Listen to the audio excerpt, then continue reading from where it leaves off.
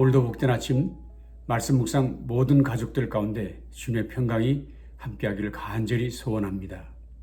오늘 아침 같이 묵상하실 말씀은 역대하 11장 13절에서 17절 말씀 제가 봉독하겠습니다. 온 이스라엘의 장로들과 레위 사람들이 그들의 모든 지방에서부터 르호보암에게 돌아오되 레위 사람들이 자기들의 마을들과 산업을 떠나 유다와 예루살렘에 이르렀으니 이는 여로보암과 그의 아들들이 그들을 해임하여 여호와께 제사장의 직분을 행하지 못하게 하고 여로보암이 여러 산당과 순념서 우상과 자기가 만든 송아지 우상을 위하여 친히 제사장들을 세움이라. 이스라엘 모든 지파 중에 마음을 굳게 하여 이스라엘의 하나님 여호와를 찾는 자들이 레위 사람들을 따라 예루살렘에 이르러 그들의 조상들의 하나님 여호와께 제사하고자 한지라. 그러므로 3년 동안 유다 나라를 도와 솔로몬의 아들 르호보암을 강성하게 하였으니 이는 무리가 3년 동안을 다윗과 솔로몬의 길로 행하였음이더라. 아멘. 다윗으로부터 시작되었던 성전 건축이 솔로몬에 의해 완공되었습니다. 솔로몬의 기도와 제사로 성전은 드디어 하나님께 봉헌된 것입니다. 그날 그 성전에 가득 찼던 구름은 하나님께서 그곳에 임재하셨음을 보여주는 상징적 사건이었지요. 그리고 그때 드렸던 솔로몬의 간절한 기도는 응답되어서 하나님께서 약속하신 대로 솔로몬의 나라는 부강해졌고 개국 이래 최대의 영화를 누리게 되었습니다.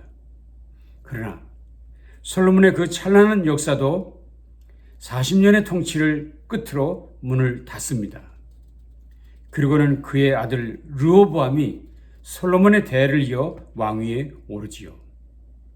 그런데 솔로몬이 죽고 아들 르호보암이 왕이 되었다는 소식이 알려지자 가장 먼저 르호보암 왕 앞에 나타난 사람이 있었습니다.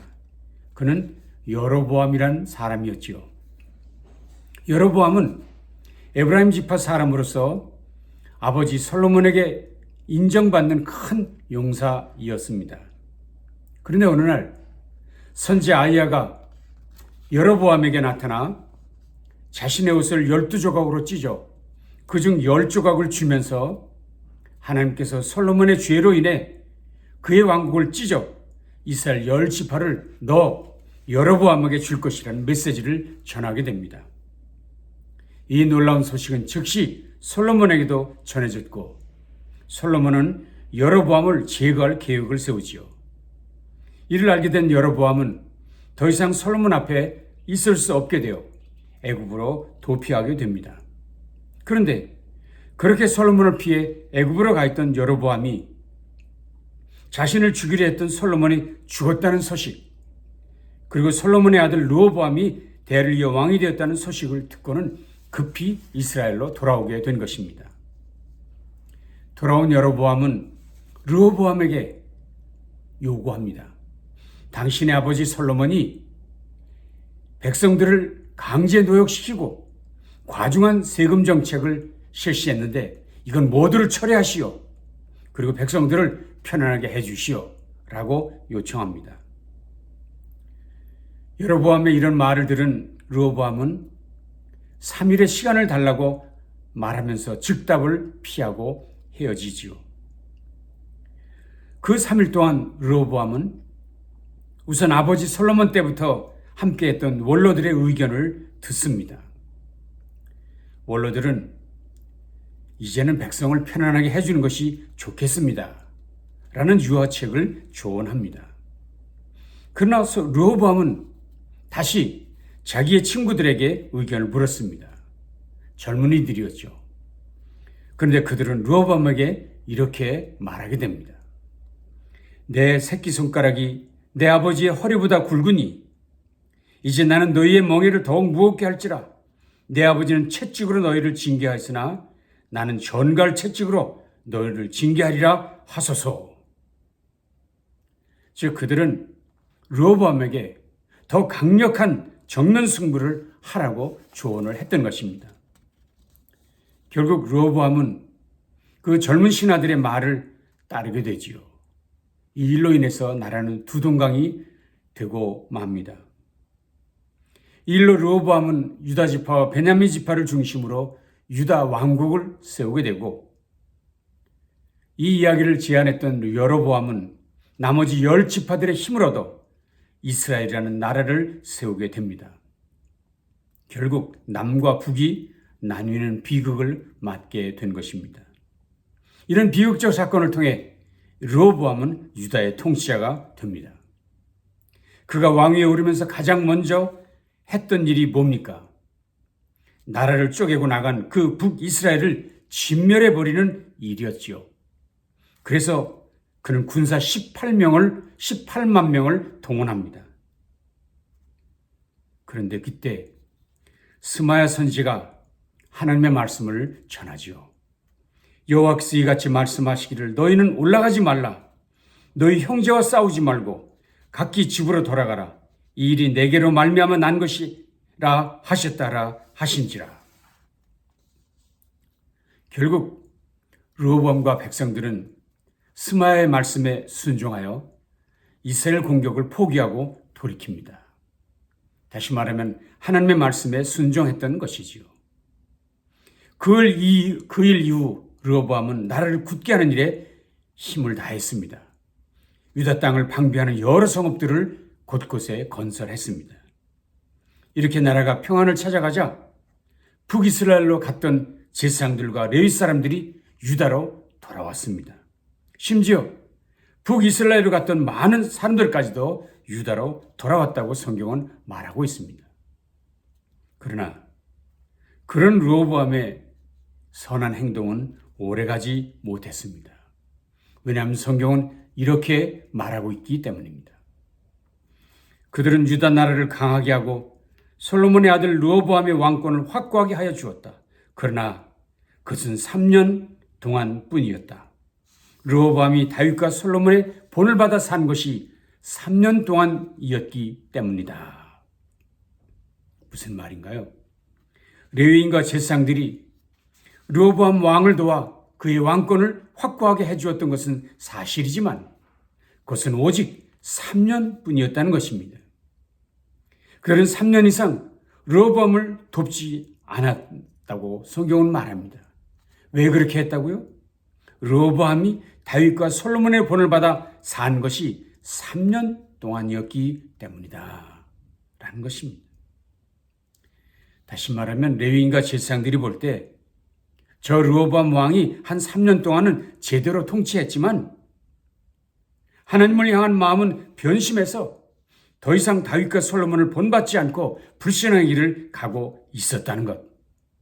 그래서 자신들도 더 이상은 르호보암 왕을 위해 헌신하지 않았다는 것입니다.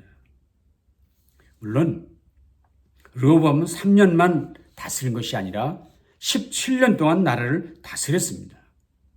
그러나 그가 그 긴 세월 동안 그가 이룬 것이란 역대기 저자는 11장 마지막에서 이런 설명을 합니다. 그가 아내를 18명, 첩 60명을 거느렸고 거기서 아들 28명과 딸 60명을 낳았고 그들 모두에게 온 땅 모든 견고한 성읍에 흩어 살게 하고 양식을 후히 주고 아내를 많이 구하여 주었다. 여러분, 이것이 역대기 저자가 기록하고 있는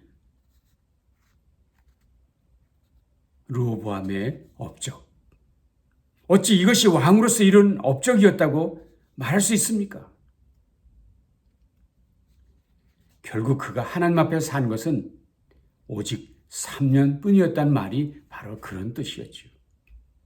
실제로 역대기 12장에서 르호보암의 통치가 막을 내리는데 역대기 저자는 한마디로 르호보암에 대해 이렇게 평가했습니다.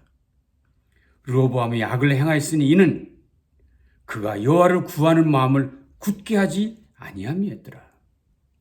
표준 세번역에서는 르호보암은 주의 뜻을 찾는 일에 마음을 쓰지 않고 악한 일을 하였다 라고 했습니다. 결국 르호보암은 악한 왕이라는 역사적 평가를 남겼다는 것입니다. 도대체 그가 무슨 악을 행했을까요? 그가 어떤 악을 행했습니까? 그것은 여호와를 구하는 마음을 굳게 하지 않았다는 것. 이 말은 주를 찾는 일에 마음을 온전하게 쓰지 않았다는 뜻입니다. 즉 범사에 주를 찾는 일에 신경 쓰지 않았다 하는 말입니다. 물론 처음부터 그런 사람은 아니었죠. 그러나 나라가 평안해지고 강성해지자 교만해지더니 하나님의 말씀 듣는 일에 마음을 다하지 않았다는 것. 하나님께 관심을 두지 않았다는 것입니다. 그때 이야기를 역대기 저자는 이렇게 기록했습니다. 르호보암의 나라가 견고하고 세력이 강화해짐에 그가 여호와의 율법을 버렸다. 나라가 견고해지고 세력이 강해지니 변심하는 것입니다. 살만하니까 여호와의 율법을 버렸다는 것입니다. 등이 따스해지니 하나님 말씀에는 관심이 없어졌다는 것입니다. 그래서 말씀을 가까이 하지 않았던 그 결과 어떤 일이 벌어졌습니까?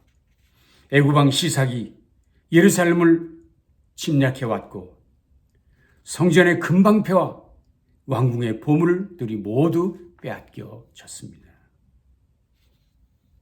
보십시오. 르호보암은 여로보암이 찾아와 백성들의 짐을 가볍게 해달라고 요청했을 때도 그가 했던 일이 무엇입니까? 그때도 그가 진정 하나님을 경외하는 왕이었다면 그 3일 동안 신하들을 찾아다니며 자문을 구해야 할 것이 아니라 하나님께 여쭈었어야 했습니다. 하나님의 사람인 선지자에게 자문을 구했어야 마땅한 일이었습니다. 여러분, 르호보암의 결정적 실수는 나이든 노인들의 조언을 듣지 않고 젊은 신하들의 말을 따른 것이 죄가 아닙니다. 그의 잘못의 핵심은 그런 중대한 일을 놓고 하나님께 무릎 꿇지 않고 하나님께 구하지 않고 사람들을 찾아다니며 자문을 구하고 사람들에게서 해답을 찾았다는 점입니다. 이 일로 얼마나 큰 일이 벌어졌습니까? 나라가 쪼개졌습니다. 이 일로 얼마나 큰 일이 벌어졌습니까? 그런데 이 큰 일을 앞에 두고 그는 하나님께 묻지 않았습니다. 하나님께 구하지 않았습니다. 사실 성경은 이미 오래전에 모세를 통해 이런 일을 당부하셨었습니다. 그가 왕위에 오르거든 이 율법서의 등사본을 레위 사람 제사장 앞에서 책에 기록하여 평생에 자기 옆에 두고 읽어 그의 하나님 여호와 경외하기를 배우며 이 율법의 모든 말과 이 규례를 지켜 행할 것이라. 이것은 모세가 신명기에 말씀했던 말씀이지요. 거기서 그는 말했습니다. 누군가 왕이 된다면 그는 반드시 성경책을 곁에 두어야 한다. 그리고 그것을 읽고 배워야 한다. 뿐만 아니라 그 규례를 지켜 행해야만 한다고 말씀하셨습니다. 그것도 그런 일을 평생도록 해야 한다고 가르쳤습니다. 잠시 동안이 아니라 필요할 때만 아니라 급할 때만 아니라 평소에도 매일 그렇게 해야 한다고 말했습니다. 그래서 영어 번역성에서는 이렇게 되어 있었죠. Each day the king must read and obey these laws so that he will learn to worship the Lord with fear and trembling. 매일 읽고 순종하고 배우라는 것. 매일 하나님을 향하여 그의 마음을 두어야 한다는 것입니다. 그렇습니다. 거룩은 방향이고 결심입니다. 거룩은 하나님을 향한 마음의 기울임입니다. 바쁜 일상, 거칠어진 감정, 복잡한 관계 속에서도 매일매일을 힘들 때도 편할 때도 잠시 멈춰서서 하나님을 향해 말씀을 향해 마음을 기울이고 귀를 기울여야 한다는 것입니다. 늘 그렇게 해야만 합니다. 그렇게 하는 것이 습관이 되도록 해야만 합니다. 그런 의미에서 참된 신앙이란 순간의 열심이 아니라 끝까지 주를 붙들고 순종하는 내 진심이어야 한다는 것을 잊지 마십시다. 오늘 아침 바울이 마지막으로 주셨던 말씀 이 한마디가 저 여러분의 도전이 될 수 있기를 바랍니다. 그가 마지막으로 남겼던 말씀에서 이런 말을 했죠. 나는 선한 싸움 다 싸우고 달려갈 길을 마치고 믿음을 지켰습니다. 나는 선한 싸움 다 싸우고 달려갈 길을 마치고 믿음을 지켰습니다. 이 고백이 바울의 고백만 아니라 저 여러분의 고백이 될 수 있기를 바랍니다. 그래서 3년만 아니라 평생을 숨이 멈추는 그날까지 달려갈 길 마치는 그날까지 말씀 지키고 말씀 붙들기로 다짐하는 저 여러분 모두 되시기를 주님 이름으로 축원합니다. 기도하겠습니다. 주님 오늘도 이 아침에 귀한 말씀으로 우리를 새롭게 하시니 감사합니다. 힘들고 어려울 때만 아니라 늘 매일마다 아침마다 순간마다 하나님의 말씀을 붙들고 배우며 묵상하고 순종하는 우리의 삶이 될 수 있도록 함께해 주시옵소서.